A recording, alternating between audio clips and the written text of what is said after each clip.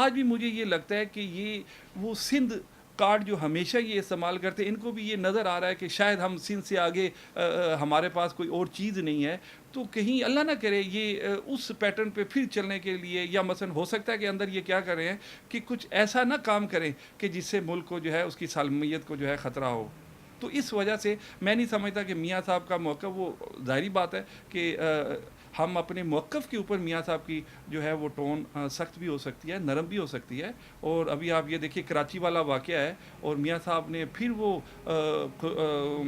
بالکل کھلے الفاظ میں یہ کہا ہے کہ ہم جو ہے وہ کسی کو جو ہے مقدس گائے نہیں بننے دیں گے. لوگ کہتے ہیں کہ جی یہ فوج کے اوپر جو ہے وہ اس طرح سے بات نہیں کرنی چاہیے، یہ فوج کی عزت نہیں کرتے. یار آپ یہ دیکھیں زبیر صاحب کہ فوج کی عزت اگر آپ نے دیکھنی ہے تو میں یہ سمجھتا ہوں کہ میاں محمد نواز شریف صاحب سے زیادہ اور کس نے عزت کی ہوگی کہ جب کرگل کے اوپر آپ نے دیکھا کہ یہ پرویز مشرف نے بغیر بتائے ہوئے اس کے اوپر جب وہ کرگل کی یہ جو اس نے حرکت کی، اس کے اندر نواز شریف صاحب کو بالکل پتہ نہیں تھا، لیکن اس کو انہوں نے دنیا کے سامنے، عوام کے سامنے اس لیے ایکسپوز نہیں کیا کہ کہیں ایسا نہ ہو کہ دنیا کے اندر ہماری فوج کی جو ہے عزت اور رسپیکٹ کے اندر جو ہے کہیں فرق آ جائے. اور سارا مدعا انہوں نے اپنے سر کے اوپر لے لیا. اگر عزت اور رسپیکٹ کی بات ہے تو ان سے زیادہ کس نے فوج کی عزت اور رسپیکٹ کی ہے؟ اور اگر اصول کی بات ہے تو ظاہری بات ہے کہ اگر کوئی فوجی ہے یا کوئی جرنیل ہے، وہ ایک اگر عام پاکستانی کو بھی وہ سر عام اس طرح سے قتل ہوتے دیکھتا ہے یا قتل کرتا ہے تو وہ قصوروار ہے. اسے اس کی اکاؤنٹیبلٹی ہونی چاہیے، اس سے پوچھا جانا چاہیے کہ یہ مظلوم شخص کو تو نے کیوں قتل کیا، یا کس حوالے سے آپ جو ہے آپ دیکھیں کہ کیا کہتے ہیں وہ غیر ملکیوں، اس میں 2 عورتیں بھی شامل تھیں، اور ان کے ساتھ وہ میرے خیال میں ایک بیچاری جو ہے پریگننٹ عورت تھی، ان کو کھلے عام انہوں نے اگر کسی نے یہ حرکت کی ہے تو اگر ان سے ہم لوگ پوچھتے ہیں کہ بھائی آپ بتائیں کہ آپ نے یہ حرکت کیوں کی، یا کم از کم اپنے لوگوں سے پوچھیں، ان کو سزا تو دیں. اگر وہ سزا نہیں دیتے تو ان کے بارے میں بولنا ہمارا حق بنتا ہے. ہم پاکستانیوں یہ فوج بھی جو ہے وہ بھی پاکستانیوں کے دفاع کے لیے بنی ہے، پاکستان کے دفاع کے لیے بنے ہیں، اور ہم سیاستدان بھی پاکستان کی فلاح و بہبود کے لیے اور پاکستان کی حفاظت اور عوام کی جو ہے وہ کیا کہتے ہیں عزت اور اس کی وقار کی اور اس کی سلامتی کی جو دفاع کے لیے ہم باتیں کرتے ہیں. تو یہ ہمارا حق بنتا ہے کہ ہم ان کے سامنے بات کریں اور ان کو بھی کہیں کہ آپ بھی آئیں اور آپ بتائیں کہ آپ نے عوام کے ساتھ یہ معاملات کیوں ہو رہے ہیں. ایبٹ آباد کا واقعہ ہوتا ہے، کوئٹہ میں غیر ملکیوں کو قتل کر دیا جاتا ہے، کراچی کا واقعہ ہوتا ہے، اور ابھی بھی آپ دیکھیں کہ بم دھماکے بھی ہو رہے ہیں، خودکش حملے بھی ہو رہے ہیں. مزید کتنا وقت یا کتنا سافٹ یا کتنی فرینڈلی حزب اختلاف و کردار میاں صاحب ادا کرنا چاہتے ہیں؟ دیکھیے جی فرینڈلی اپوزیشن کا کوئی کردار ادا نہیں ہو رہا ہے. اگر لوگ یہ محسوس ضرور کرتے ہیں، میں نے پہلے آپ کو یہ بتایا کہ وہ ایک وقت ایسا تھا کہ اور ہے بھی کہ ہم کو ایک ایک چیز جو ہے وہ پھونک پھونک کے چلنی ہے، لیکن یہاں پہ ہمیں آواز اٹھانی ہے. بھلے وہ ہماری فوج ہے، بھلے وہ ہماری حکومت ہے. میاں صاحب آواز اٹھانے میں آپ نے دیکھا ہوگا کہ کسی جگہ پہ بھی ہم پیچھے نہیں رہے.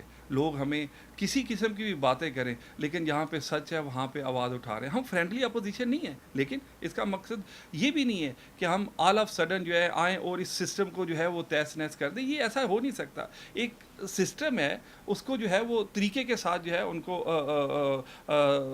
ہم نے ہینڈل کرنا ہے، سارا کچھ کرنا ہے.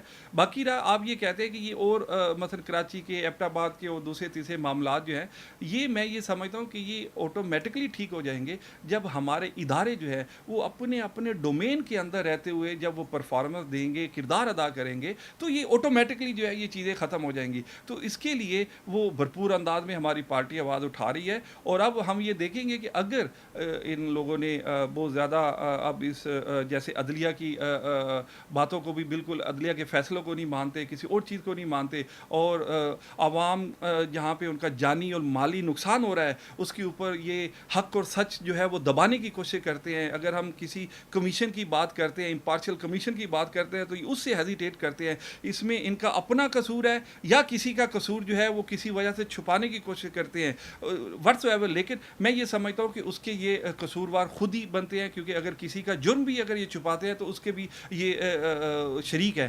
تو اب یہ وقت ایسا آ رہا ہے کہ آپ دیکھیں گے کہ انشاءاللہ اب بہت زیادہ لوگوں کو جو ہے اس چیز کا جو ہے انتظار نہیں کرنا پڑے گا. اگر یہ اسی طرح سے یہ کام چلتا رہا تو بہت قریب آپ دیکھیں گے کہ انشاءاللہ لوگ عوام جو ہے وہ سڑکوں پہ ہوں گے. پاکستان پیپلز پارٹی کی جو حکومت ہے اس وقت مسلم لیگ کاف ان کے ساتھ اتحادی ہے, ایم کیو ایم ان کے ساتھ اتحادی ہے, اور دوسرے کچھ چھوٹے پارٹیز بھی ہیں, مقامی سطح پر بھی ہیں جو پیپلز پارٹی کے ساتھ ہیں. یعنی ایک مخلوط حکومت, ایک کمزور حکومت نظر آتی ہے. لیکن دوسری طرف یہ بھی ایک رائے ہے کہ مسلم لیگ نواز شریف جو ہے, مسلم لیگ جو ہے وہ تنہا ہے اور دوسری جماعتوں کو اپنے ساتھ لے کر نہیں چل سکتا. آپ کے خیال میں یہ تاثر کیوں ہے؟ دیکھیے تاثر دیکھیے ہر چیز کے نیگیٹو پہلو بھی ہوتے ہیں, پازیٹیو بھی ہوتے ہیں. آپ جب حق اور سچ کی آواز جو ہے وہ بلند کرتے ہوئے چلیں گے تو اس میں آپ کو آئسولیشن جو ہے وہ نظر ضرور آئے گی. لیکن آپ اگر یہ دیکھیں کہ ایک حکومت کہ جو ہر فیلڈ کے اندر ناکام ہو چکی ہے, ہر معاملے میں ناکام ہے, تو اس کے ساتھ اگر یہ دوسری جماعتیں اگر اکٹھی ہیں تو اس میں قصور ہماری جماعت کا نہیں ہے, ان کے اپنے اپنے مفادات ہیں. اب یہ ہے کہ ہم کسی کے مفادات کی نہ تو گارنٹی لے سکتے ہیں, نہ ان سے یہ کہہ سکتے ہیں کہ ہم جو ہے وہ آپ کے کسی بھی جرم کو چھپانے کے لیے ہم آپ کے ساتھ ہوں گے.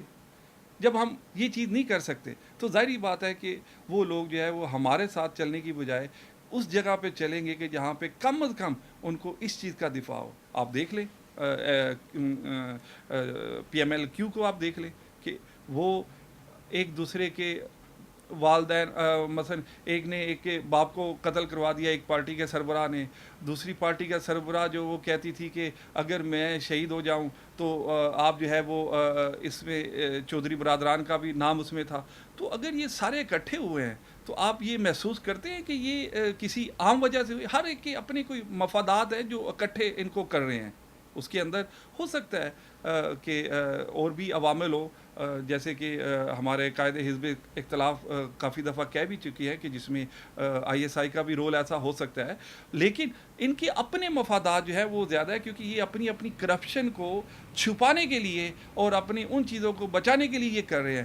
لیکن دیکھنا یہ ہے کہ جب ایک حکومت مثلا کرپٹ ہے, ایک حکومت کے اوپر اتنی ایلیگیشن ہے, وہ ناکام ترین حکومت ہے, پھر بھی یہ اگر اس کے ساتھ اکٹھے ہو رہے ہیں تو میں یہ سمجھتا ہوں برائی ان میں ہے. اور یہ جو اگر ہم تنہا بھی ہیں اگر اپوزیشن میں تو ہم میں برائی نہیں ہے کہ ہم نے ان چیزوں کو ایکسیپٹ نہیں کیا جن چیزوں کو یہ لوگ ایکسیپٹ کر رہے ہیں. اگر ہمیں بھی کھانے پینے کی ضرورت ہوتی, ہمیں بھی اپنا دفاع کرنا ہوتا, ہمیں بھی اپنی کرپشن کو چھپانا ہوتا, ہمارے اندر بھی کوئی ایسی چیز ہوتی تو ہم بھی آج حکومت کے ساتھ ہوتے. لیکن ہم لوگ حکومت کے ساتھ نہیں ہیں, اس لیے کہ ہم حکومت کی ان اقدامات کو پسند نہیں کرتے, ہمیں یہ پسند نہیں ہے. اور جن کو پسند ہے وہ ان کے ساتھ ہے, اور ویسے جو مرضی وہ ویلا کریں کہ ہم یہ ہے وہ ہے, وہ ان کی اپنی مرضی ہے. لیکن میں یہ سمجھتا ہوں کہ وہ اپنے مفادات کے تحت گئے ہیں. اور اگر آپ سچ پہ اکیلے بھی ہیں تو ہم لوگوں کو مایوس نہیں ہونا چاہیے. اللہ تعالیٰ اس میں برکت ڈالے گا, بجائے اس کے کہ آج ہم مفادات کی سیاست میں ایک دوسرے کو جو ہے اپنے ساتھ لے کے کچھ کر بھی لیں تو وہ جو ہے وہ دائمی اور قائم رہنے والی سیاست نہیں ہوگی. اس میں پھر ہم جو ہے وہ ایک وقت ایسا ہونا چاہیے کہ جہاں پہ ہمیں یہ ڈیسائیڈ کرنا چاہیے کہ آئندہ کی سیاست جو ہے وہ ان عزائم سے بالکل پاک ہو. یہ ہمیں کرنا چاہیے اور وہ ہم کر رہے ہیں. اس کے لیے بھلے ہم تنہا سے, اس کے لیے ہم تنہا سے, لیکن ہمیں یہ کرنا چاہیے اور کر رہے ہیں انشاءاللہ. اسی میں بہتری ہے. شیخ صاحب, ایبٹ آباد کا اتنا بڑا واقعہ ہو گیا, پاکستان کی سالمیت, پاکستان کی خود مختاری پر ایک ملک میں چوٹ ماری. حالت ہماری یہ ہے کہ تقریباً 6 ماہ سے زیادہ عرصہ ہونے کو آ گیا ہے, ہمارا وزیر خارجہ نہیں ہے. اگر موجودہ حکومت کام بھی کر رہی ہے, میں نے کبھی بھی نہیں دیکھا کہ مسلم لیگ نون نے یا کسی دوسری پارٹی نے یہ زور دیا ہو کہ ہمارا وزیر خارجہ تو بنا. 6 مہینے ہو گئے ملک کا وزیر خارجہ نہیں ہے. یعنی کوئی ایسا آدمی نہیں جو جا کر دنیا کو یہ بتا سکے کہ ہمارے ساتھ کیا ہوا یا اس وقت ہم کیا سوچ رہے ہیں. دیکھیے صرف وزیر خارجہ نہ ہونا یہ یہ بھی ایک بڑی چیز ہوگی، لیکن اس سے آگے اور بڑے مسائل ہیں.